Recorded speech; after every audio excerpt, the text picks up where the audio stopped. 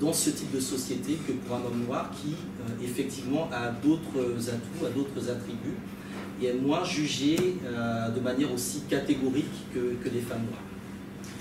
Je voudrais juste rebondir par rapport à ce que vous avez dit concernant les bavures policières, que ce sont plus les femmes noires qu'on sait des hommes, la plupart ce sont des hommes noirs qui en sont victimes. Est-ce que vous pensez que ça ne serait pas le cas si c'était l'inverse? Par exemple, si c'était des femmes noires qui étaient victimes de bavures policières ou de racisme, que les hommes noirs ne les soutiennent pas autant qu'elles nous soutiennent quand on est victime? C'est déjà le cas. En fait, c'est déjà le cas. Quand on voit, par exemple, sur... alors, c'est peut-être moins physique, même s'il y en a, je veux dire. Mais quand, par exemple, on voit sur les réseaux sociaux comment des personnes qui sont des militantes afroféministes, par exemple, se font agresser verbalement. C'est-à-dire que, par exemple, je prends l'exemple de Rokhaya Diallo qui, quasiment chaque semaine, en fait, a subi des menaces de viol. C'est-à-dire qu'aux yeux de tout le monde sur les réseaux sociaux, je vois vraiment pas beaucoup d'hommes noirs réagir. Je ne vois pas, en fait, je ne vois pas. Donc c'est pas si, c'est déjà le cas. En fait. Moi, je peux pas prendre les réseaux sociaux comme unité de mesure parce que c'est très complexe. Il y en a qui se cachent derrière des pseudonymes, des faux. C'est pas une unité de mesure pour moi. Pour moi, c'est pas la vraie vie en fait. Quand on voit juste basiquement les personnes qui réagissent quand des corps noirs masculins sont attaqués, et quand on voit les réactions qu'il y a, je veux dire, si on parle effectivement d'Afsat aussi, même si c'est, on peut dire que tout est complexe, mais tout est complexe et tout est singulier à chaque fois. Mais quand on voit les réactions, qui c'est qui prend la parole? Qui c'est qui prend la peine d'écrire un message de soutien? Ou qui c'est qui téléphone quand on sait, quand on est dans le réseau, etc. etc. C'est clair et c'est évident que quand des femmes noires sont prises à partie, les hommes noirs réagissent moins ou pas du tout. C'est pas une question, si ça en a encore une, je pense que c'est justement parce que, si on en a encore une pour nous les hommes noirs, c'est qu'on se voit de la face. Moi, je pense que prendre les réseaux sociaux comme mesure de la réalité, c'est un peu simpliste. On peut pas prendre ça. Qu'est-ce qu'on peut prendre comme mesure de la réalité dans la mesure où quand les femmes noires, par exemple, subissent des agressions sexuelles, est-ce qu'elles en parlent? Quelle vraie mesure de la réalité on peut avoir? Est-ce qu'elles viennent nous voir est-ce que nous, on leur pose la question? Non, j'ai du mal à... Moi, je suis Daniel parce que justement, j'ai mis une publication sur les réseaux sociaux et justement, Essimi a beaucoup réagi. Et d'ailleurs, moi, j'ai pas eu besoin de. Moi non, t'as pas eu besoin de réagir. Parler, tu vois, parce que les gens. On peut parler de la publication, on peut pas parler de la publication. C'est parce qu'on a accès à la réalité après. Non, mais accès à la réalité. Et donc, non, mais c'est aussi important, je pense, de. Moi, je me rappelle même plus de la publication. Non, mais si tu veux, je peux la rappeler. Moi, je la connais parfaitement. En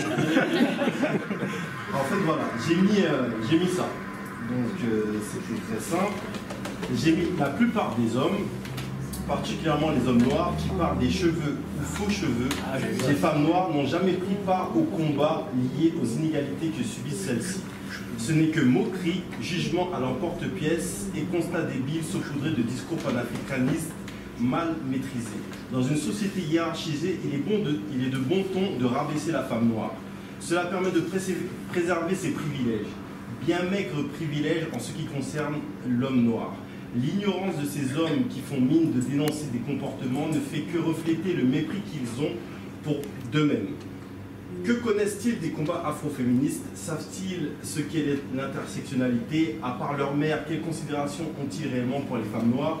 Pendant ce temps, à chaque manifestation, chaque réunion et colloque concernant l'homme noir, il y a des femmes noires avec des cheveux faux ou vrais, des alopécies, des défrisages et des cœurs et détermination sans borne pour l'émancipation.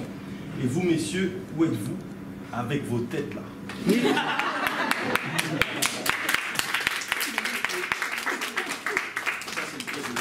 Et j'ai répondu, parce que non, j'ai répondu. Pour moi, les réseaux sociaux, ça met dans un délire. Chacun répond. Et j'ai répondu. Pour moi, quand on commence par la plupart, ça ne veut rien dire du tout, parce qu'il faut être précis. C'est des sujets qui sont extrêmement sérieux, donc il faut avoir des éléments très précis. Parce que tu te bases sur quoi pour dire ça, tu vois, c'est très compliqué. C'est tout ce que j'ai dit, c'est ce que j'ai développé. Tu dis la plupart des hommes, particulièrement des hommes noirs, qui qui parle des cheveux. Tu t'es senti blessé? Non, non, parce que je me sens pas, non, parce que je me sens pas, non, je me sens pas blessé, mais comme je l'ai dit, ça fait une rhétorique un peu à la Zemmour, comme on dit, essentialisation, généralité, sans avoir d'éléments précis. C'est tout, c'est tout. C'est pas un article de Libération. Non, mais quand tu lis... Je sais pas si tu te rends compte, mais en fait, tu rentres aussi dans une rhétorique du dominant. C'est-à-dire que, oui, mais la plupart, en fait, tu remplaces noir par blanc, et en fait, tu as exactement aussi la rhétorique des dominants blancs qui s'adaptent aux noirs, mais vous dites la plupart, le racisme, le non, mais ça ne veut rien dire. Non, non, non, ça dépend du nom. Non, parce que quand on parle de la plupart, il faut être précis, parce qu'on reproche aux autres... Oui, d'accord, vas-y. C'est-à-dire qu'il y a des dynamiques, il y a des tendances, on fait partie de groupes, et on a des comportements qui sont aussi des comportements de groupe, c'est-à-dire qu'on n'est pas seul à les avoir, et qu'à un moment donné, même si un individu restera toujours seul, singulier, c'est-à-dire qu'il ne s'agit pas de nier ça, que de dire qu'il y a des comportements de groupe qui ont des démonstrations évidentes. Ah non, mais moi je trouve pas que c'est évident, c'est pas du tout évident pour moi. Le truc c'est que la plupart non, mais parce qu'il y a des femmes noires aussi qui disent qu'ils n'aiment pas les cheveux, les faux cheveux et qui fait écrire. Je vais faire l'homme qui coupe la parole. Le plus intéressant, c'est qu'on se retrouve dans ce truc où des hommes. On se retrouve dans cette situation qui, pour moi, je trouve toujours gênante, où des hommes parlent des femmes, parlent à leur place, disent ce qu'elles pensent, disent qui elles sont. Et ça aussi, c'est un piège. Ça, c'est un piège parce qu'on arrive dans des espaces où on n'est pas du tout privilégié. S'octroyer un privilège qui permet, dans ce privilège-là, d'exclure des gens qu'on estime ne pas avoir de privilège. Et là, on est aussi dans un truc que je connais très très bien, où, et c'est normal, où on est là en train de se dire ouais, mais non, mais parce qu'évidemment, il y a tellement peu d'espace pour aborder ces questions-là, c'est qu'à chaque fois que l'espace s'ouvre, il y a de la passion, il y a des choses à dire, etc. Moi, je trouve ça génial que vous soyez en présence physiquement après avoir échangé sur Facebook. Et on commet ce truc de dire, effectivement, ça fait un quart d'heure qu'aucune femme ne parle, et quand même 4, et on est tombé dans le panneau. Et c'est toujours comme ça. Et tant... Non, 3 quarts d'heure, on a laissé... Bravo, non. Moi, je suis pas d'accord. Les femmes devraient donner leur avis aussi. Dans la mesure... Moi, je prends la parole comme je suis une femme. On n'a pas empêché les femmes de parler. On les emprenait ensemble. Alors, moi j'aurais une question à poser, c'est, vous l'avez un peu élaboré, c'est la société où on est, qui est une société blanche. La société blanche a une notion qui est importante, qui s'appelle le patriarcat. Et je me demande si la communauté noire, on n'est pas dans cette tension, puisque le rôle de la femme a été valorisé dans notre culture au travers du matriarcat. Et cette question de virilité, cette tension de la virilité masculine dans la société blanche qui valorise le patriarcat où il doit être hyper viril ou hyper dominant, et en même temps au sein de la famille noire il y a le matriarcat où il doit être un peu protecteur. Donc est-ce que c'est pas ça qui fait beaucoup plus la tension au sens de pouvoir trouver un bon équilibre? Parce que même son intervention est vraiment très typique. Si on regarde très bien les statistiques de mouvements noirs, ce sont des mouvements où on ne supporte que les hommes noirs.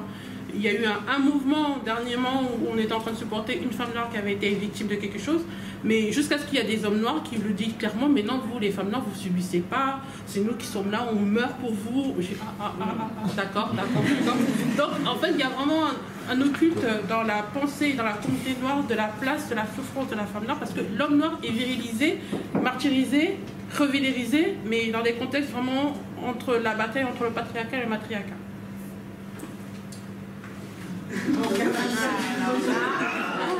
C'est assez compliqué parce que les sociétés africaines, les communautés africaines sont des communautés reconstruites. On n'est pas en Afrique, et même en Afrique aujourd'hui le matriarcat a très largement disparu. On a des sociétés qui, du fait de la colonisation en Afrique, sont devenues pour la plupart patriarcales. C'est important à rappeler. Maintenant, quand on reconstruit un matriarcat de fiction ici, je pense que c'est une erreur. On est dans une société qui est patriarcale et le fait qu'on y soit inséré fait que les communautés noires sont des communautés patriarcales. Ça, c'est un élément, je pense, qu'il faut reconnaître. Maintenant, il y a le cas de la Caraïbe, c'est un peu différent, où aussi on a les problématiques de migration et d'héritage, on va dire, sociologique particuliers. On a aussi des cas, on va dire, croisés qui sont liés, par exemple, aux questions de polygamie, de polyandrie, qui sont aussi très intéressantes à aborder. Mais après, sur la constitution des mouvements, moi je suis plutôt d'avis, je suis plutôt du même avis que Essimi, c'est-à-dire que souvent je demande aux gens de dire de quoi vous parlez exactement. Ah oui, c'est moi je suis dans un mouvement panafricaniste, il y a des femmes, elles sont présentes. Ah oui. Et voilà. Des places importantes, ça me dit. On en a été par exemple secrétaire général, c'est-à-dire qu'il y a numéro 2, moi je suis numéro 3. On en a partout des femmes, elles sont présentes. Donc je pense qu'il faut arrêter aussi, d'une certaine manière, de globaliser les choses, de ne pas être dans des mouvements et de dire à l'extérieur des mouvements dans lesquels on n'est pas ce qui s'y passe, et qu'en même temps qu'à l'intérieur de ces mouvements, il y ait justement des débats et des discussions. Moi personnellement, je soutiens totalement les collectifs afro-féministes, je soutiens totalement Moissy. Alors, les autres collectifs, je ne sais pas, mais Moissy, je les soutiens totalement. Je les soutiens totalement parce qu'ils ont été capables de mettre en place la non-mixité, c'est-à-dire des ateliers qui sont spécifiquement réservés aux femmes noires, ce que les hommes noirs n'ont jamais été capables de mettre en place de manière claire. Je pense que dans la manière dont on... Non, non, je pense que...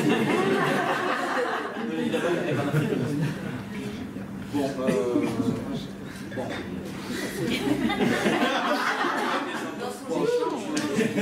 je ne vais pas rebondir dessus, mais enfin, moi personnellement, je suis d'avis qu'il y a des activités qui devraient être réellement menées de manière intelligente en non-mixité masculine pour aborder précisément des questions qui concernent la masculinité noire. De la même manière que les collectifs afro-féministes ont été capables de mettre en place de la non-mixité pour aborder leurs propres problématiques. Très souvent, quand on parle de l'Afrique ou des sociétés, on dit les groupes de femmes, etc. Et on ne dit jamais les groupes d'hommes. On dit tout le temps les groupes de jeunes, les femmes, les travailleurs, etc. Mais je pense qu'il est très important que les hommes noirs apprennent aussi à se retrouver entre eux, sans tomber, je dirais, dans de la démagogie, pour parler de choses sérieuses et de manière consciente. Et c'est très important. Il n'y a que comme ça, selon moi, qu'on peut avancer.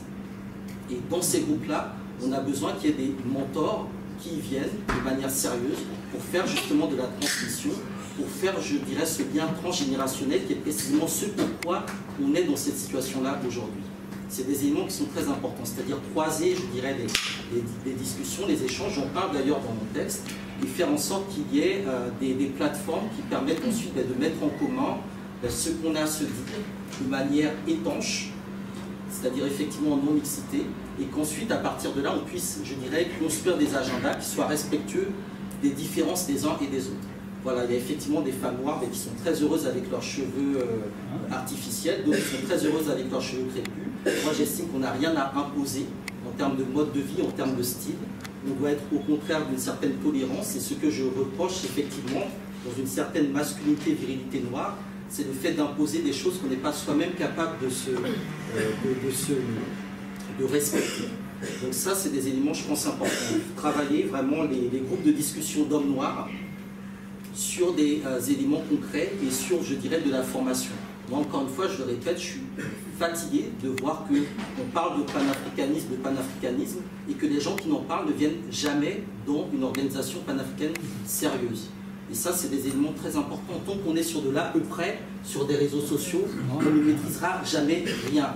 Il faut du travail sociologique, du travail de terrain, c'est fondamental.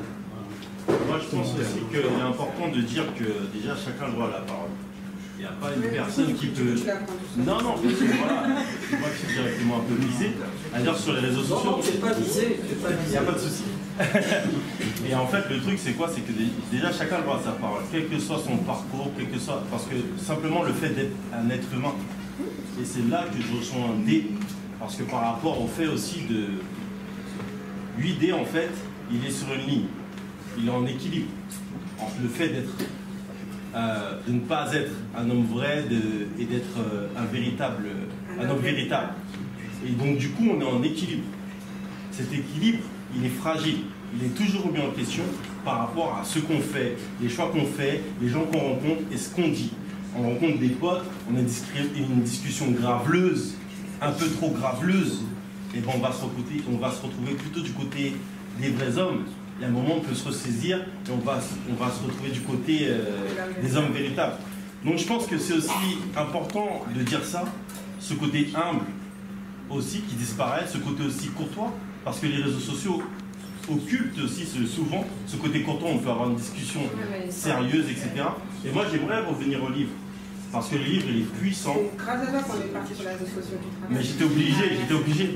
Et parce que moi, je suis un mec de vrai, de vis-à-vis. Je suis pas un mec des réseaux sociaux. Les réseaux sociaux, je laisse ça aux autres. Moi, je suis un mec dans la réalité. Et le fait de vouloir les voir, on est trop pressé. Hein. Voilà, et du coup, pour moi, on évite des étapes qui, je pense, sont essentielles. Et donc, moi, dans ce travail-là, c'est depuis 2015, on se réunit entre hommes de toutes couleurs pour parler de ce que ça veut dire d'être un homme. D'abord. Parce que comme je disais tout à l'heure, pour moi, il y a différentes couches. Et je pense que arriver et parler de ce que ça veut dire d'être un homme noir sans avoir travaillé sur ce que ça voulait dire d'abord d'être un homme, pour moi, c'est un peu casse-gueule. Mais de mon point de vue, de mon étude de terrain à moi, etc. Et donc, là, je vois le plus vieux groupe, ça fait 3 ans qu'on se réunit une fois par mois pendant 3 ou 4 heures pour parler de ce que ça veut dire d'être un homme. Il y a des maghrébins, quelques Antillais, pas beaucoup, ça varie, etc. Et c'est un tel chantier, c'est un tel bordel, qu'avant que je fasse des groupes, moi ou quelqu'un d'autre, pour dire, bon, j'ai un peu compris ce que ça veut dire d'être un homme, maintenant j'ai envie de travailler sur ce que ça veut dire d'être un homme noir, bah franchement, là on fait que défricher, quoi.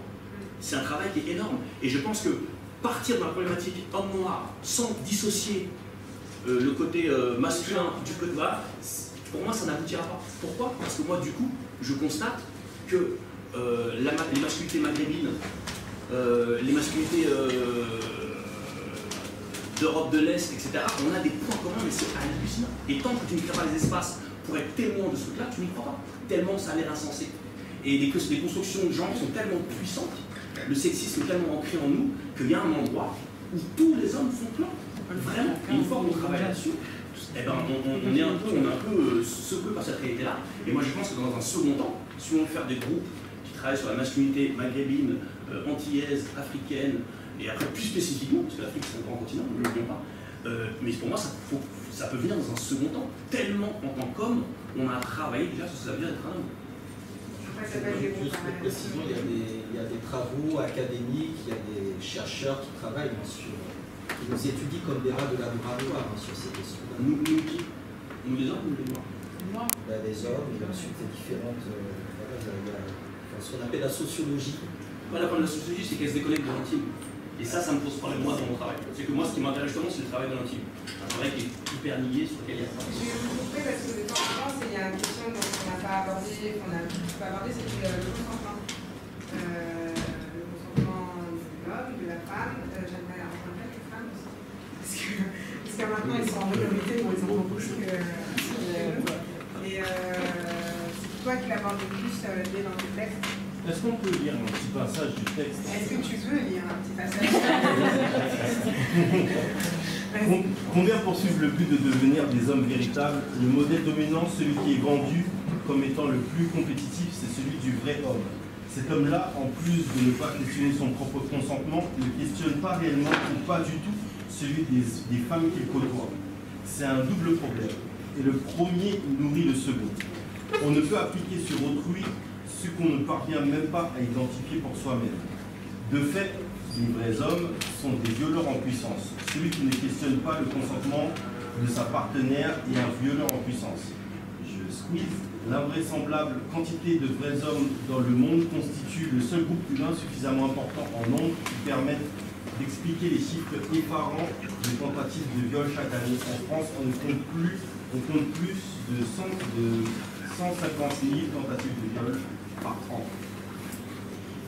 Donc, du coup, je voudrais. Ouais. En fait, moi, pour le consentement masculin, je ne vais pas vous poser la question, vous êtes prêt à l'emploi. Quoi qu'il arrive, vous êtes prêt, dans l'imaginaire, vous êtes soi-disant prêt au sexe, quoi qu'il arrive, tout le temps. C'est comme ça que vous avez été un peu éduqué, c'est une manière de. Plus vous avez de conquête, vous êtes fort, viril, vous correspondez à un modèle idéal de l'homme. C'est pour ça que vous ne pouvez pas vous interroger sur votre consentement. C'est comme ça que j'ai ressenti. Est-ce que cette question de consentement, je parle aux femmes, désolé d'être discriminante dans ma question, cette question de consentement, est-ce que vous l'avez déjà posée vous? Est-ce que vous avez déjà demandé à l'homme s'il était consentant ou pas? Je parle vraiment d'une sphère intime sexuelle et dans l'accès. Justement, je disais, c'est les hommes, mais je pense que nous aussi on est concernés parce qu'on leur pose pas. Moi, personnellement, je ne pose pas la question et je n'ai même pas l'idée de poser la question parce qu'en fait, c'est une construction, on est tous dans le même délire, je vais dire, et du coup, c'est à nous tous de se poser des questions et sur le consentement en particulier. J'ajouterais même que si on vient de ne pas poser la question et qu'on a un refus, c'est même très massifie en fait. C'est même limite impossible, voire limite c'est la personne à la première. Alors que pas du tout, c'est valable dans un sens, c'est acceptable parce que ceux qui sont dans le vide, tout simplement, on devrait juste appuyer sur un bouton, il y a plein de choses à prendre en considération. Mais dans l'autre sens, c'est considéré comme une problématique où la personne meurt. Voilà. Un homme qui refuse, c'est un homme qui a un problème. Voilà. Enfin, dans la construction qui est totalement faussée. D'ailleurs, le livre le met bien en exergue. En fait, l'homme est un homme, certes, avec une sexualité, avec une dans le fantasme de certains, mais finalement, en fait, c'est un homme avant tout, avec des sensibilités, avec des vraies émotions. Moi, c'est ce qui m'a vraiment touchée, peu importe le discours, peu importe les passages, etc. Il y a une vraie sensibilité, au fait. Un homme est un homme, autant une femme a le droit d'évoquer sa sensibilité, a le droit de pleurer, a le droit de dire qu'elle ne va pas bien, a le droit de dire qu'elle se sent offensée, pas comprise, blablabla. Mais au fait, c'est dommage, les hommes ne le font pas. On n'a pas l'habitude au fait de l'entendre, donc on a du mal à accepter, entre guillemets, que ça ne soit pas des vrais hommes, alors qu'à la base, ils doivent juste être des hommes véritables, en fait.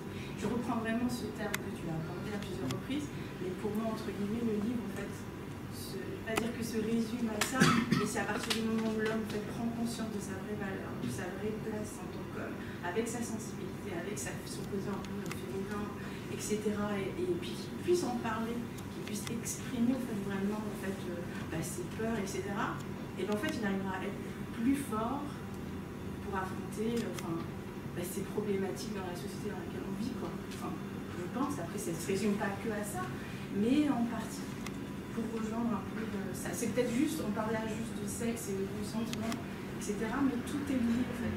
Et c'est dommage parce qu'en fait, dans notre historique, dans la façon dont on a été éduqué, dans la façon dont les hommes ont été éduqués, le rapport, le côté même l'homme blanc par rapport au noir, le fait qu'il soit tout le temps sexualisé, c'est ça qui fait que finalement, sa position, elle lui fait peur en fait. Elle fait peur. Elle peut faire peur. Elle peut faire peur et en fait, on a tellement... parce qu'il y a eu beaucoup de passages où on parle du côté viril, un homme noir, il faut faire en sorte de le rabaisser parce qu'on a peur de lui, en fait. Et le fait qu'on ait peur de lui, la seule manière, c'est de faire en sorte qu'il n'ait pas confiance en lui. Et qu'il soit totalement, en fait... voilà, donc même ce rapport avec l'autorité, parce que pourquoi les attaquer en priorité, en fait? Parce qu'ils leur font peur, donc ils font en sorte de les rabaisser. Pour qu'ils n'aient pas de force, qu'ils ne puissent pas demain, je ne sais plus exactement quel passage du texte dans le livre, mais il y avait une relation avec le fait qu'il fallait mieux les museler, parce que l'homme noir a dormi longtemps, et lorsqu'il se réveillera, il ne pensera plus jamais à s'endormir, en fait. Un truc comme ça, je ne me rappelle plus trop, mais en fait c'était révélateur par rapport au fait qu'au jour où il prendra vraiment conscience de son positionnement, il sera tellement fort qu'il ira vraiment de l'avant. Tellement en colère qu'il oui, va exprimer. Et c'est ça en fait, il y a vraiment cette vraie peur qui est mise en exergue, qui fait que ce rapport avec l'autorité, etc., et ben ils savent, parce que ça va bientôt se passer, peut-être, on ne sait rien. Après, il faut le faire intelligemment, il faut le faire avec la sensibilité peut-être, pour être armé, mais de manière positive et pas forcément agressive. Si, je suis d'accord dans le sens où il y a quand même l'objet de cet ouvrage, c'est qu'il y a quand même une guerre qui est menée contre le noir. Elle est très présente. Qui est très présente. Ouais. Quand on parle aussi de démographie, de tous ces éléments-là, il y a quand même des choses qui sont très, très fortes. La force noire, tous ces éléments-là. Pour moi, c'est effectivement important. Je n'ai pas d'autres éléments. Je suis globalement d'accord avec ce qui a été dit par les intervenantes sur les thématiques des consentements. C'est des points intimes, c'est des éléments, je pense, sur lesquels il faut vraiment travailler en termes d'écoute, en termes de respect, en termes d'allusion, en termes de courtoisie, de galanterie. Je pense que c'est lié aussi au fait qu'on est dans des sociétés qui vont effectivement très vite, qui sont très conflictualisées. Je rejoins aussi ce que Dé disait tout à l'heure, sur le fait qu'il faut prendre du temps pour construire les choses et ne pas sauter les étapes quelles qu'elles soient. Donc en fait, c'est tout un apprentissage, c'est toute une éducation, et c'est en ce sens que la lecture, c'est fondamental. C'est en ce sens qu'on a besoin d'avoir des œuvres de référence, qu'on a besoin d'avoir des mentors, masculins, féminins, autres, qui permettent, je dirais, de tracer un peu des lignes, des trajectoires, et de voir un peu où est-ce qu'on se situe par rapport à ces médias-là. Et c'est vrai qu'il y a aussi une hypersexualisation négative de l'homme noir, présenté comme étant multipartenaire, comme étant infidèle, comme étant toxicomane, comme étant porteur du sida, j'en parle dans mon texte.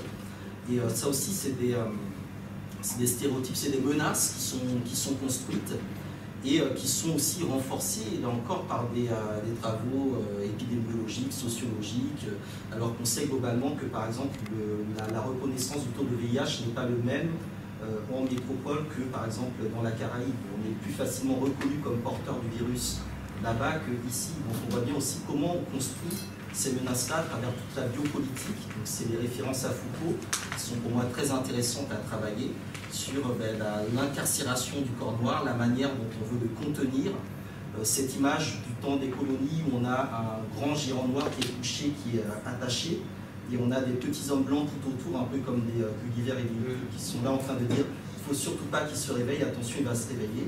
Donc c'est effectivement ce que je dis à la fin de mon texte, et c'est à mon sens ce pourquoi justement des gens comme Zemmour, comme Finkielkraut sont extrêmement nocifs et sont extrêmement, je ne dirais pas inquiets, mais voient dans ce qui arrive la possibilité d'une guerre des races dont je parle dans mon ouvrage, mais qui est plus une guerre des classes.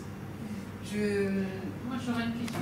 Quand vous parlez du consentement, c'est le consentement de l'homme noir dans la société générale patriarcale en France où on est, ou bien le consentement dans la sexualité entre l'homme et la femme noire? C'est le consentement à la sexualité. Ouais, c'est dans sa façon la plus large.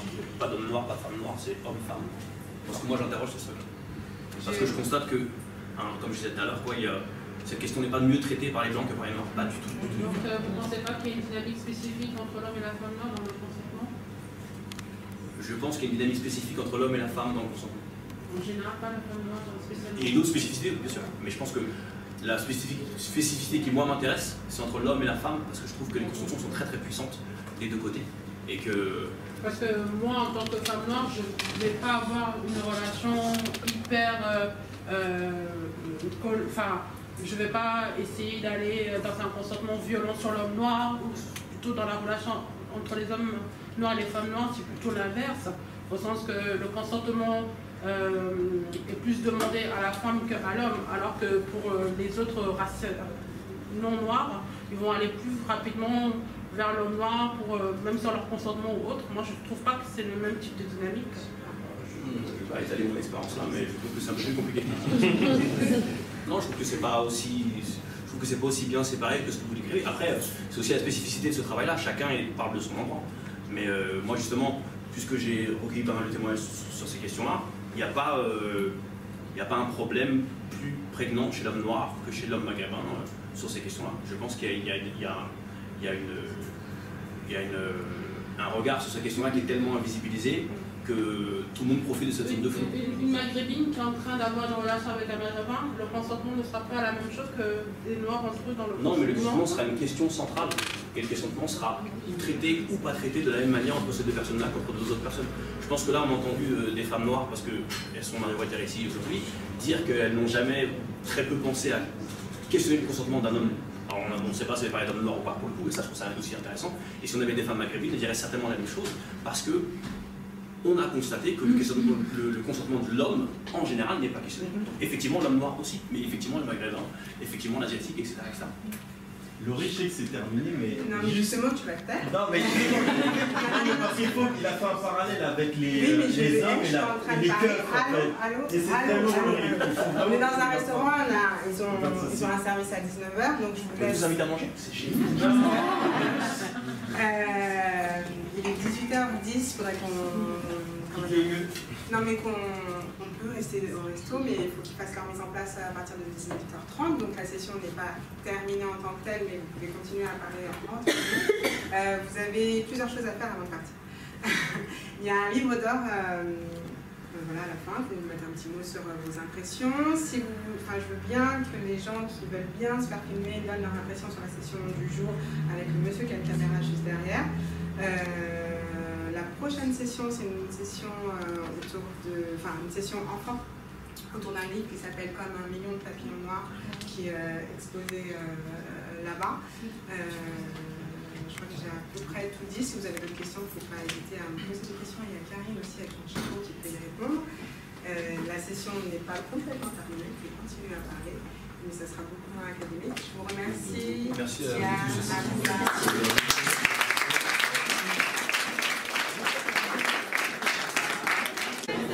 C'est le premier club auquel je participe et donc du coup j'étais un peu curieuse de voir comment ça s'est évolué, les sujets qui sont abordés, comment aussi on peut susciter le débat avec le public en partant juste d'un petit passage d'un livre et de voir aussi le ressenti du public. C'est très intéressant.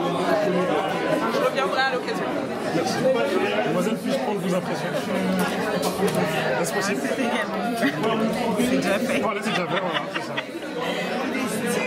Première participation pour moi aussi, qui a été très intéressante et très enrichissante en termes de débat, sur un livre qui m'a aussi beaucoup touché et qui m'a fait prendre certaines réalités que je n'avais pas forcément conscience. Très bon club de lecture et très content d'avoir participé. C'était votre première fois? Oui. Comment vous en avez entendu parler de ce club de lecture?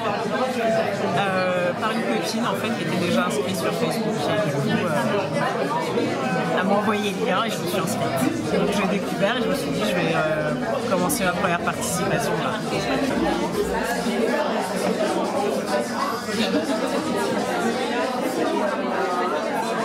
Alors je suis contente d'avoir participé à ce club de lecture, c'était très intéressant.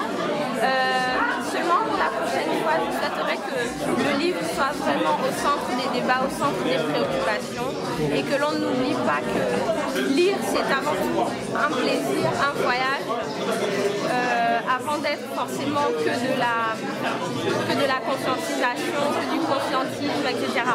Donc j'aimerais vraiment que le livre revienne au centre de tout et pas seulement les avis personnels, les avis annexes, etc. Donc vraiment les avis personnels vous ont gêné? Quelque peu. Oui, quelque peu. Et je n'ai pas senti en fait le livre au centre du club. Ça a été un petit peu ce sentiment-là que j'ai. Sinon, dans l'ensemble, vous avez quand même apprécié l'assemblée. Oui, voilà. Et puis surtout le fait qu'il y ait trois auteurs présents, enfin 3 participants à l'écriture de ce livre. Ça a été une grosse surprise et une belle surprise en tout cas. C'est une session qui était extrêmement intéressante parce que ça nous a donné l'occasion de découvrir un point de vue qu'on ne connaît pas en tant que femme et femme noire qui est le point de vue de l'homme noir. Ce qui m'a énormément touchée, c'est de constater qu'en fait en France et partout ailleurs, l'homme en général se mure dans un silence et ne s'autorise pas à accepter une part beaucoup plus émotive et sensible de lui-même. Et finalement je me sens de cette séance en me disant qu'est-ce qu'on peut faire aujourd'hui pour permettre à l'homme noir d'accéder à cette part de lui-même, qu'il se l'autorise et favoriser son existence dans des endroits de la société auxquels il n'a pas accès. Alors moi c'est une problématique, donc je suis venue un peu par hasard et j'ai pas lu le livre et c'est une problématique à laquelle j'avais jamais vraiment réfléchi, je m'étais jamais posé cette question. Parce qu'en fait l'homme blanc ou noir c'est un peu la normalité. C'est toute la question aussi de dire il ou elle voilà, de ça. Et c'est vrai que la particularité de l'homme par rapport à la femme, c'est une question à laquelle j'avais jamais réfléchi et j'ai trouvé que c'était une séance assez intéressante de ce point de vue. C'est vrai qu'il y avait une minorité d'hommes dans la salle mais qui ont pris la parole, je pense, comme il fallait. Et du coup, moi j'ai trouvé ça assez intéressant d'entendre les différents points de vue et de comprendre aussi quelles étaient leurs difficultés. Est-ce que c'était votre première fois? Comment avez-vous entendu parler de ces sessions, oui? Moi, je l'ai trouvé sur Facebook. Je crois que c'était en fait. Et moi, je suis venue avec ma tante, qui était déjà venue.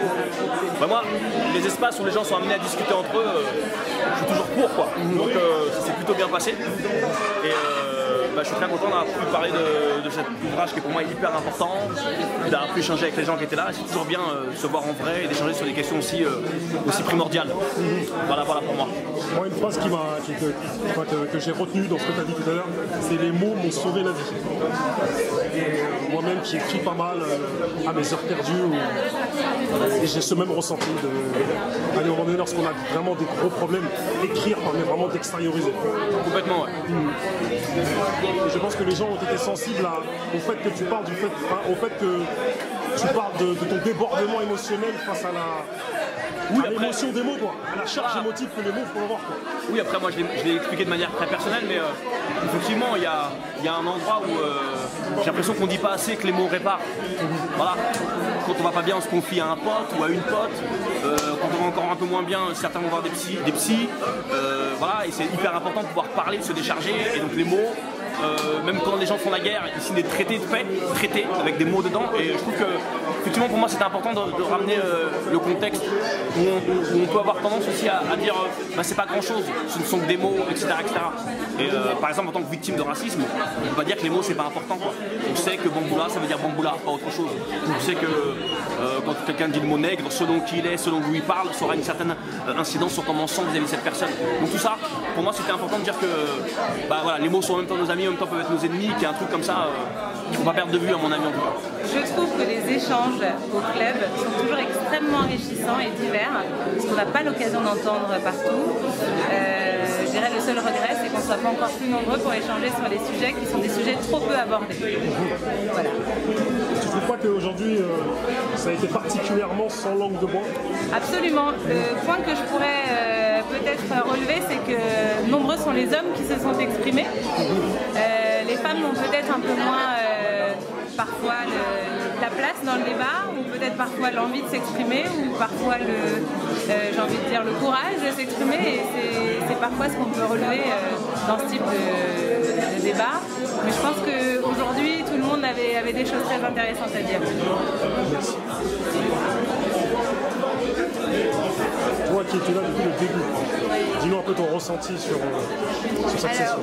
Je t'avoue, je suis un peu frustrée quand même, parce que j'avais tellement de choses à dire par rapport à cet événement, et notamment ce bouquin, qui moi m'a énormément touchée. Et je me dis, bon, j'ai des enfants, mais j'ai que des filles. Là, j'aurais aimé au fait aider. Si j'avais un garçon, je l'aurais invité à lire le livre, à écouter ses émotions, à écouter ses questionnements et d'en discuter avec un de ses parents, avec des adultes, ou partager ce genre de débat. Pour accepter sa sensibilité, connaître sa place de noir dans la société dans laquelle on vit. Et surtout, au fait, garder en tête effectivement sa dignité, sa sensibilité également. Et le terme qui, moi, résume le livre, c'est devenir un homme véritable, en fait. Le fait que, justement, on peut être un vrai homme, on a même tendance, nous, à le dire, nous, en tant que femmes, à dire, vas-y, sois un vrai gars, etc., sois un vrai homme et tout. Alors que c'est faux, en fait. On n'a pas imposé ça à l'autre, mais en plus de ça, si la personne comprend quel est son rôle, il a juste besoin, en fait, d'accepter qu'il est, d'être un homme véritable, assumer aussi qu'il est, et jouer son rôle comme il se doit, en fait. C'est pas une question juste de couleur, mais en tant que noir, avec tous les stigmates qui sont un peu imposés, ça lui permettrait d'être plus libre et assumer tout simplement son rôle à part entière. Toi qui as assisté à à beaucoup de sessions read. Est-ce que cette session-là, selon toi, était particulièrement, comment dire, vis-à-vis des problèmes de fond qui ont été posés? Est-ce que cette session, selon toi, était vraiment, est-ce qu'on pourrait l'appeler une session vraiment sans langue de bois? C'est-à-dire qu'on a vraiment posé des problèmes de fond. Effectivement. Mais c'est vrai que je pense que ça aurait été encore plus intensif s'il y avait encore plus d'hommes en fait, présents. Parce que finalement, le débat, nous en tant que femmes, on a essayé d'être présents, mais c'était très... les gens, ils se sentaient concernés en fait. Et c'était déjà virulent le fait que même les interlocuteurs soient des hommes, enfin, les personnes qui ont participé au bouquin soient des hommes.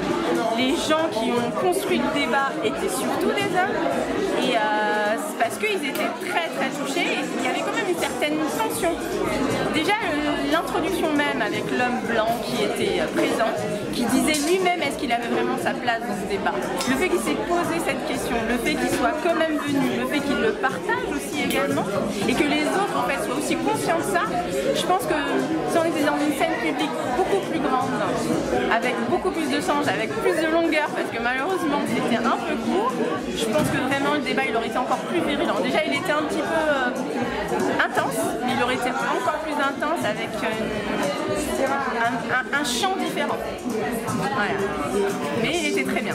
Mes impressions, c'est que c'est chaleureux, ça fait plaisir. Laurie sait accueillir les gens. Je suis super content et ému parce que c'est un bouquin qui est important, qui crée de l'espace et du présent pour pouvoir en parler. Ça me touche. Voilà.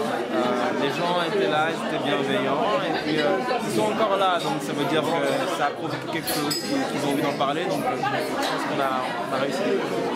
Donc tu as joué ou tu es le réalisateur du film sur le Billy Dom? Alors, le film s'appelle Le Rêve Français. Voilà, Le Rêve Français. Voilà, il n'y a pas de souci. Le film s'appelle Le Rêve Français. Pour ceux qui ne l'ont pas encore vu, voyez-le. Je suis comédien dans ce film. C'est un beau film, c'est un bel objet d'art, donc voyez-le déjà pour ça. Il y a plein de comédiens super talentueux, donc voyez-le aussi pour ça. Et c'est un film qui parle de notre histoire au sens large, aussi de la présence afro en France, sur le territoire français, en métropole, donc voyez-le aussi pour ça. Et voilà. Parce que je sais de mémoire que j'avais vu le documentaire de Audrey Pulvar sur ce film, sur ce thème de le Billy Dom. Et dans ce documentaire, moi plus d'autres, on a découvert des choses dont tu as parlé aujourd'hui. C'est-à-dire le fait que les Antillais qui ont été emmenés en France, leur devenir et comment dire, leurs espoirs avaient été anéantis parce que résultat, ce qui les attendait en France n'est pas ce qu'ils espéraient. Ouais, ce qui est formidable, c'est à quel point on rebondit, on construit la résilience. Ça, c'est vraiment, moi, je suis toujours étonné de voir à quel point on développe des capacités incroyables. Donc ça, il faut nous le rendre, il faut qu'on se le rende à nous-mêmes déjà. C'est pour ça qu'il faut qu'on connaisse notre histoire, qu'on connaisse nos histoires. Et ça, c'en est une parmi d'autres. Donc moi, ça m'a fait énormément de bien de pouvoir le faire. Il y a une responsabilité aussi qui est attachée. Et j'ai effectivement que malheureusement, souvent, les artistes, les comédiens veulent juste être eux-mêmes, mais en dehors de toute responsabilité. Et souvent, voilà, ça me chagrine un peu. En tout cas, les gens qui ont été sur ce projet se sont vraiment donnés et ont essayé de remplir leur mission. Et je pense qu'on fait un beau travail. Les choses avec monsieur Mac Parot. Comment vas-tu, mon frère? Ça va bien, ça me fait vachement plaisir de te voir, de voir tout le travail que tu fais avec tout le monde, franchement vachement ouvert quoi. Là on est sur une thématique d'homme noir, mais avec les femmes tu as la même démarche, avec les enfants tu as la même démarche, et là on est dans une démarche par rapport aux hommes noirs, mais c'est aussi avec les hommes de toutes les origines tu as cette démarche, notamment associative, donc big up au 91 aussi, n'est-ce pas? Big up à toi-même, mon frère. Nous on voit aussi. Rappelle un peu à tout le monde le nom de ton émission que je suis. Ça fait plaisir. L'émission s'appelle Street Diamond, c'est tous les samedis de 19h à 22h sur Radio RGB. On est sur streetdiamond.fr, vous pouvez y aller. On est notamment sur Deezer, sur iTunes, sur tous les agrégateurs de podcasts. Et cette année exclue, on a pas mal de nouveautés qui vont arriver. On accueille des nouvelles personnes dans l'émission, notamment Sharon Mancoy, donc on aura avec elle une rubrique sexo. Donc je ne sais pas si vous connaissez Sharon Mancoy, qui a beaucoup contribué aussi notamment dans cet univers thématique, n'est-ce pas? C'est aussi l'une des cofondatrices du collectif Moissy. Donc voilà, moi je pensais que c'était important aussi dans l'émission d'aller un peu plus profondément dans cette thématique, et on sait que dans la communauté afro, et pas seulement en tant qu'être humain, les thématiques par rapport au sexe, des fois on a un petit peu du mal, donc on a envie de parler des basiques et pas seulement des basiques. Des fois de faire des petits crochets par notre communauté, bien sûr, mais aussi de parler de tout le monde, parce qu'il y a beaucoup de tabous, et je pense qu'on peut dédramatiser tout ça, tout simplement en parler tranquillement. Qu'est-ce que tu pensais de cette session aujourd'hui, qui était vraiment sans langue de bois, etc. Là on est parti dans des sujets profonds. Pour moi c'était super important d'être là, tu sais, par rapport à cette thématique de l'homme noir qui n'est pas traitée, en fait, l'homme noir, la parole de l'homme noir, et justement, moi, on me retrouvait par rapport à ce livre, on traite de cette thématique, c'était très très important, parce que ce genre de livre, en fait, on en a trop rarement. À part quand c'est des livres, c'est vachement scientifique, donc les mecs vont sortir plein de chiffres, plein de trucs, mais tout l'humain qui est derrière, n'existe pas. Et donc du coup, ça devient gênant. Et avoir cet échange avec des femmes, avec des hommes sur ces thématiques, j'ai trouvé ça vachement intéressant. Et puis il y a des mecs qui m'ont marqué, il y a une gars qui m'a marqué dans ce qu'il a écrit, il y a Elom qui m'a marqué aussi dans ce qu'il a écrit, il y a Dead Cabal qui fait des livres qui m'a marqué aussi dans ce qu'il a écrit. Donc on a des auteurs vachement engagés, et je recommande ce livre, et je recommande surtout le club de lecture Read, parce que ce club nous permet en fait d'aller plus loin derrière les bouquins. Et puis souvent aussi on a l'impression que les bouquins, des fois c'est pas fait pour nous, alors que non, les bouquins c'est fait pour nous, justement, il y a plein de choses à faire, et ce club en fait il permet de démystifier ça. Et j'aime bien ce que dit Laurie souvent dans son club, c'est même si vous n'avez pas lu le livre, vous pouvez venir en fait. L'important c'est pas lire le livre, et du coup je pense que quand des personnes n'ont pas lu le livre, même si on spoil, ça donne quand même envie de retourner sur le livre. Donc du coup c'est vachement intéressant, et cette journée c'était comme tu disais sans langue de bois, et je pense que c'est aussi important de se retrouver en dehors des réseaux sociaux, parce que les gens ont parlé tout à l'heure du concept de Dead Cabal qu'il a soulevé, le fait de cette société qui veut qu'on soit des vrais hommes d'un côté, et en fait il faudrait être des hommes véritables. Et on a ce côté aussi, on veut être des manly men, tu vois, donc sur internet, etc. On est là, tout le monde gonfle les biscottos, on a tel et tel propos, alors qu'on peut s'exprimer tranquillement, calmement. Et tu vois, souvent ces rapports-là, moi j'ai rencontré des militants de toutes sortes, et en fait souvent ces propos-là et les comportements changent quand tu passes des réseaux sociaux en fait à la réalité. Justement, c'est ce qui a été intéressant aujourd'hui, c'est que pour resituer un peu le contexte, tu as balancé un statut sur Facebook par rapport au manque de soutien des hommes noirs, par rapport à les sœurs noires qui mettent des perruques et plein d'autres choses. Et voilà, et t'en as débattu avec l'un des mecs qui a répondu dans un des commentaires, avec lequel il y a eu de grands débats dans les commentaires. En plus, c'est une personne, on s'est croisés plusieurs fois à des événements, etc. Même si on échangeait très peu. Si tu veux, moi, par rapport à ça, moi j'ai balancé un statut. C'est pas un statut scientifique, j'ai pas écrit un article de Libération, c'est pas un article non plus qui se trouve sur notre site stridemment.fr. Si on peut me faire des reproches par rapport aux chiffres que j'ai pas donnés, etc., moi je veux bien. Donc on me fait ça quand je fais un article sur notre site, etc. Là j'ai fait un petit texte de cours, c'est quoi? C'est 15 lignes au pire, donc sur 15 lignes, comment tu peux déterminer en plus la pensée d'une personne? Moi j'estime pas que les hommes noirs n'aident pas, n'accompagnent pas les femmes noires.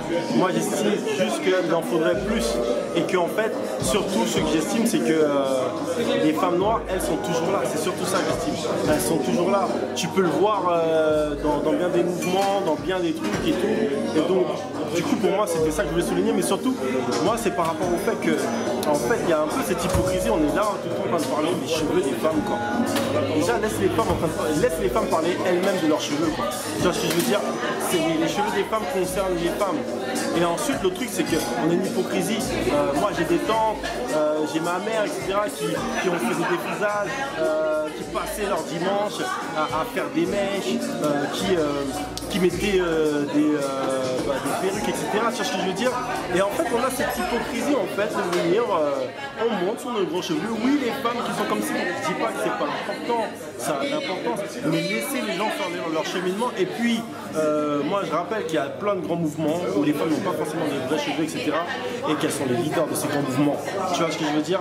Donc, moi, entendre des mecs critiquer sans cesse les femmes par rapport à ça, alors qu'il y a des choses qui sont, encore une fois, ça peut avoir de l'importance, mais souvent quand je vois les critiques et surtout le côté, tu sais, où on ricane, où on se moque, voilà, c'est ça qui va me déranger. C'est qu'on n'est pas obligé de se moquer. On peut avoir un discours, c'est comme moi qu'on vient, on m'interpelle dans les commentaires. Je veux qu'on ait un échange, mais on peut être tranquille, on n'est pas obligé de s'agresser. C'est l'envers des réseaux sociaux, tu vois, c'est-à-dire que vu que les gens sont derrière un clavier, ils se permettent d'avoir des comportements qu'ils n'auraient pas en face des gens. Et là, ce qui est intéressant dans cet échange, c'est qu'on est passé du virtuel au réel, c'est-à-dire d'un débat, d'un statut que tous, on fait tous des statuts, hein, où ça débat, mais on est passé au réel. C'était intéressant qu'il y ait explication entre toi et le frère, et d'autres encore, tu vois, et c'est bien. Bah tu vois, regarde, non, salut, c'est cool, et tu vois, le truc c'est quoi, c'est que regarde, moi déjà par rapport à Facebook, je prends beaucoup de recul parce que Facebook il est professionnel. Donc moi je suis un être humain, je réponds aux gens, il n'y a pas de souci, sauf si c'est des débordements, ça ne vaut pas le coup. Moi quand Leslie m'a pas agressé dans ses commentaires, c'est une autre personne qui est venue après, juste après lui, qui a tenu des propos, c'est pas forcément pas grave. Mais le tout est de dire qu'on peut venir aussi avec de la correction. Tu vois, je n'ai insulté personne dans mes commentaires. Et je pense aussi que c'est ça aussi la limite des réseaux sociaux. On se permet. Moi, à partir de ce moment-là, je ne réponds pas. Je m'en fiche. Donc là, je voudrais dire toutes les personnes qui ont pris les propos que j'ai tenus et qui ont tenu à répondre et à dire leur point de vue par rapport à tout ça. Parce que je pense aussi que c'est important. Et donc, à un moment donné, toi, tu dis quelque chose et les gens s'approprient ta parole. Donc moi, j'ai pas censé. Moi, j'ai dit ma parole. J'ai pas pensé nécessaire d'expliciter plus ma parole. J'ai vu qu'il y a plein de gens qui l'avaient compris, qui ont répondu. Et si tu remarques bien, lors de mon intervention, eh ben, les personnes ont compris en fait là où je voulais en aller, excuse-moi, tu vois. Et moi, je trouve vachement intéressant tous les échanges qu'on a eu encore une fois. Et je pense qu'on va aussi plus loin. Et cette parole, encore une fois, d'homme à homme et femme à homme sur l'homme noir et sur l'homme aussi en général, est vachement intéressante. Et encore une fois, j'aimerais revenir sur la thématique aussi, par exemple, le fait de parler sa langue. C'est une thématique qu'on n'a pas parlé, lors de cet échange. C'est Elom, un rappeur qui est un superplexe énorme. Et en fait, parler sa langue, c'est important, c'est une thématique qui m'a vachement touché. Il faut parler sa langue aux enfants, parce que derrière la langue, on véhicule aussi des choses, on véhicule aussi un imaginaire. Donc parler sa langue à ses enfants, par exemple, moi, bon, je vais donner un exemple tout bête. Moi, j'ai un enfant avec moi, alors ce que je fais, c'est que, par exemple, on fait le mardi créole, et le mardi, dès qu'on met pied à la maison, ben, on doit parler créole. C'est aussi simple que ça. Le jeudi, c'est le jeudi langage des signes, ben, le jeudi, quand on rentre à la maison, on essaie de communiquer en langage des signes, ou en tout cas, on fait une petite leçon sur le langage des signes. Et je pense que ça, c'est important, parce que c'est quand on véhicule une langue, en fait, quand on vit une langue, ben, ça nous... des manières de penser, des manières de véhiculer la pensée. C'est aussi hyper important. Et l'autre chose qui me tenait à cœur, c'est la notion de consentement. C'est-à-dire en tant qu'homme, on est sur le consentement des femmes et en fait, des fois, on pense même pas au consentement des femmes. On est là, on fait mène, on veut voilà, prendre position et dire ouais, t'inquiète pas, je vais gérer. Mais on se pose moins de questions sur notre consentement à nous. Est-ce que nous on en a envie? Est-ce qu'on en a réellement envie? Et en fait, tu vois, partir sur ces thématiques-là, les gens ils ont l'impression que c'est de la fragilité, etc. Or c'est faux. Et justement, c'est ce que va penser celui qui s'estime être un vrai homme. Et il faut dépasser ces considérations pour justement partir dans les vraies choses et être un homme véritable et justement s'accepter comme on est et dire que ouais, bah, dans le consentement, il y a plein de choses qui se cachent. Et moi, pour parler du consentement rapidement, j'en parlais précédemment à mon neveu parce qu'on a un petit jeu. Quand mon neveu, en fait, il lit des livres, et ben, je lui demande de me résumer le livre, comme ça. Et là, il me disait, ouais, tonton, résume-moi le livre. Et forcément, c'est un livre adulte, c'est pas facile à digérer. Et c'est pour ça que Dave Caval, il a eu du mal aussi à expliquer le concept. Et moi, ce que je fais avec ce qui est fait à mon neveu jusqu'à quelques instants, je suis parti du principe des cheveux. J'ai dit, écoute, tu vois, par exemple, tu vas être à l'école, tu vas être quelque part, il y a des personnes, des fois, elles vont te toucher les cheveux sans te demander ton avis. Et tout de suite, il a interagi. Il a dit, oui, c'est vrai, tout. On me touchait les cheveux, c'est comme ça. Donc, toucher les cheveux, par exemple, moi, ça ne me viendrait pas toucher les cheveux d'un homme blanc, d'une maghrébine ou de n'importe qui. C'est pas spontané. Et moi, je me demande, cette problématique du consentement, elle vient souvent quand il s'agit des cheveux des noirs. Et donc, j'ai voulu interagir avec ça par rapport à mon neveu, parce que je savais que c'était facile d'accès pour lui. Et donc du coup il a interagi, et du coup ça c'est mon socle. Et après je suis parti un petit peu plus vers les femmes, les rapports. Je dis voilà, tirer les cheveux des femmes, etc. Et je suis parti un peu dans ce sens-là. Comme ça fait cheminement et on a pu partir sur autre chose. Mais je pense aussi c'est important de parler à nos enfants. Tu vois, mon neveu il a 13 ans, et donc du coup il est en plein là-dedans, c'est le début de l'adolescence. Donc voilà, je pense que c'est important. Donc ce qui est sûr, c'est que nous allons nous déplacer à Cergy. Incessamment sous peu. Venir faire un petit reportage sur Street Diamond et sur toute l'équipe, sur toi-même. Merci. Et franchement, tes mots là, on est sans sincères et comme tu as dit, l'avenir c'est nos enfants, tu vois, et à un moment donné il faut leur transmettre. Tout ce qu'on fait c'est pour les enfants. Tout ce qu'on fait c'est pour les enfants. Les enfants c'est la base, ceux qui sont après nous. Et il faut en avoir conscience. Donc quand je vois des livres comme écrit J'allais ça 5 mètres sur l'Afrique de la préhistoire à nos jours, qui sont dédiés, qui aident les enfants et qui aident aussi les adultes qui n'ont pas envie forcément de fourrer leur nez dans tel et tel livre qui sont compliqués, là ça offre la possibilité d'avoir accès au savoir de manière très ludique dans des manuels scolaires. Donc je pense que c'est important. Et nous, en fait, c'est plus facile de travailler sur les enfants, mais il faut aussi se rendre compte que nous, on a un gros travail. On n'est pas obligé d'être extrémiste, on n'est pas obligé d'être panafricain de ouf, on n'est pas obligé d'être féministe de ouf, on n'est pas obligé d'être... Il suffit juste d'être un être humain et d'être au calme avec ça. De pouvoir dissocier le bien du mal. Parce que tu sais, souvent, on arrive, on parle, lui, il a fait ci, lui, il a fait ça. Tu sais, la notion du bien et du mal, même, elle est compliquée. Quand on parle dans des raisonnements comme ça, on se rapproche plus de George Bush que d'une pensée vraiment, tu vois ce que je veux dire. Donc il faut être vraiment précautionneux par rapport à ça. Et voilà, c'est ce que j'ai envie de dire aux gens. Donc surtout de ne pas aussi trop se hâter sur le jugement. De prendre aussi du recul parce qu'encore une fois sur les réseaux sociaux, on se hâte. C'est comme quand dans les réseaux sociaux, la première chose que le premier commentaire c'est c'est pas le premier commentaire, c'est une personne qui veut se faire mousser. Et quelque part c'est dire que je me la pète, mais quelque part une personne qui te dit que tu te la pètes, en plus ça ne te connaît pas, qu'est-ce qu'il y a projet sur toi? Tu vois ce que je veux dire? Il faut savoir prendre du recul. Il faut savoir aussi déconstruire tout ça. Et je pense que ça, c'est les choses les plus importantes. Humblement. Et c'est pour ça que le concept de D, c'est pas mon concept du tout. Il est vachement intéressant parce qu'il se situe en équilibre. Il dit en fait qu'à chaque moment, on peut être sur une bascule. Il ne s'agit pas de dire que on est des hommes par moi, je suis un homme véritable, donc je suis parfait. Non, on est toujours sur une bascule. Et des fois, on peut prendre des positions qui sont négatives et aller vers l'homme qui se sent homme vrai. Tu vois ce que je veux dire? Et donc, à chaque fois, on doit être prêt à se remettre en question. Et je pense que la remise en question, elle est importante pour tous. Et la place de la femme dans notre société, elle est importante. La place de l'homme noir dans notre société, elle est importante. Et il y a encore beaucoup de boulot à faire. Et encore une fois, aller vers les enfants, aller vers les youths. Et voilà, c'est mon message. Dans la session RID sur Marianne et le garçon noir de Léonora Miano a été assez intéressante, du fait déjà de la thématique abordée, du fait que nous étions 3 hommes noirs présents, donc Yann Gaël, Déprime et moi-même, et que nous avons été interrogés justement sur la manière dont nous avons participé à ce projet porté par Léonora Miano. Et surtout, il y a eu des échanges concernant justement la manière dont les hommes noirs aujourd'hui dans cette société doivent se positionner et comment également, par rapport aux femmes noires, elles doivent également s'engager sur un certain nombre de thématiques. Donc j'ai trouvé la session intéressante. Je pense qu'elle a ouvert pas mal de perspectives. J'ai pu échanger après avec une lectrice notamment qui m'a fait part de plusieurs critiques que j'ai trouvées extrêmement pertinentes par rapport à mon texte et qui du coup m'ont donné l'envie de produire un autre document en lien justement avec cette thématique.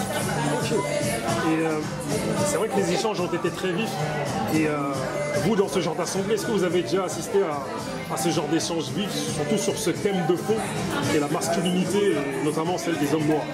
Alors c'est un thème qui suscite beaucoup de passion. C'est ça. C'est un thème qui effectivement suscite beaucoup d'accrochage. Alors il faut bien comprendre qu'on n'est pas dans un cadre ni panafricain ni afroféministe. On est là pour parler d'un ouvrage. Et c'est vrai qu'on a eu quelques échanges qui ont soulevé cette question à partir de la question est-ce que l'homme noir et est-ce que c'est plus difficile d'être un homme noir que d'être une femme noire dans cette société? Et c'est effectivement, je pense, l'un des nœuds de la question dans laquelle il ne faut pas non plus s'enfermer. Et donc, D, par exemple, a répondu qu'il fallait plutôt penser la masculinité de manière globale. D'abord, qu'est-ce que c'est qu'être un homme, qu'on soit noir, maghrébin, blanc, asiatique, etc. Ensuite, qu'est-ce que c'est d'être spécifiquement un homme noir? Et ensuite, moi, j'ai souligné le fait que la question de l'afroféminisme est aussi liée à tout un contexte et qu'il faut être capable de l'analyser et de comprendre aussi ce à quoi ça renvoie par rapport à la manière dont les femmes noires sont aussi des spectatrices. Ce qui est intéressant aussi, c'est de voir que la parole a été monopolisée à un moment par des hommes noirs et que les femmes avaient l'air justement d'écouter, de prendre un peu des notes de ce qui se dit entre hommes noirs lorsqu'ils sont interpellés sur cette question. Et ça rejoint l'un des éléments que je disais également dans mon intervention, la nécessité aussi d'organiser des groupes de parole entre jeunes hommes noirs, pour parler précisément de nos problématiques, de nos identités, de nos défis, de nos blessures, de nos espoirs, de la même manière que les militantes afroféministes font des ateliers en non-mixité où elles discutent entre elles de leurs propres problématiques. Et ensuite, une fois qu'on a fait ce travail-là des deux côtés, on a peut-être davantage d'éléments pour ensuite croiser les regards et pour faire en sorte que ce qu'on appelle communauté ne soit pas quelque chose de fantasmé, mais que cela soit réellement une force.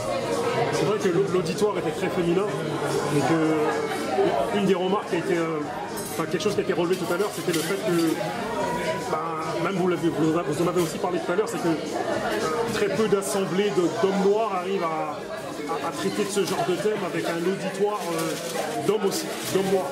Et ça, vous l'expliquez, comment vous l'expliquez ça? Je pense qu'il y a une volonté de laisser de côté des thématiques qui, comme Yann Gaël le disait, nous amènent en fait à déconstruire le peu de force et de puissance que nous avons pour tenter de reconstruire quelque chose à partir de zéro. C'est-à-dire qu'il faut être capable de se mettre à nu. Ce n'est pas évident de se raconter dans un texte, de s'ouvrir, et ce sont des choses qui pour moi nécessitent davantage de pédagogie, davantage également de transmission. Donc c'est peut-être là aussi le rôle du père, quand on a la chance aussi d'avoir un modèle, un mentor masculin, quand on est un jeune homme noir, qui peut nous aiguiller et peut-être nous aider à libérer notre propre parole. Donc ça, c'est un premier élément. Le deuxième élément, c'est que j'ai le sentiment que ces questions, ces problématiques ne sont pas suffisamment prises au sérieux. En tout cas, elles ne sont pas autant prises au sérieux du côté des hommes que du côté des femmes, alors qu'il y a, je pense, urgence, si on veut justement affronter la guerre qui est menée à la fois contre l'homme noir, mais également contre la femme noire, en lien, je dirais, avec les guerres de recolonisation qui sont menées aujourd'hui sur le continent africain. Donc il y a un tissu social, un tissu de relations sociales à reconstruire, et pour moi, il est important que les débats sur cette thématique-là mobilisent davantage d'hommes. Un dernier élément, je pense qu'il y a l'élément qui est lié au fait que la lecture est davantage partagée par des femmes, les ressentis sont davantage partagés par des femmes, et que du point de vue des hommes, il y a davantage d'autocensure, davantage de fébrilité à parler de soi, à parler de ces questions-là. Et donc il faudrait qu'on arrive à trouver des terrains suffisamment sécurisés pour pouvoir en parler sans justement devenir une cible. C'est une session de rentrée. Ça fait longtemps que je n'ai pas fait de session. Je traîne un peu des pieds à chaque fois et j'en sors tellement grandi à chaque fois que je suis contente. C'est en plus un sujet, les masculinités noires, qui m'interroge vraiment moi-même en tant que femme noire. Peut-être parce que j'ai un petit garçon ou peut-être parce que j'aime beaucoup mon papa, j'en sais rien, il n'y a pas de raison, mais pas de raison, comment dire, raisonnable, enfin raisonnée en tout cas. Mais j'ai 3 auteurs qui sont venus aujourd'hui, 3 auteurs hommes.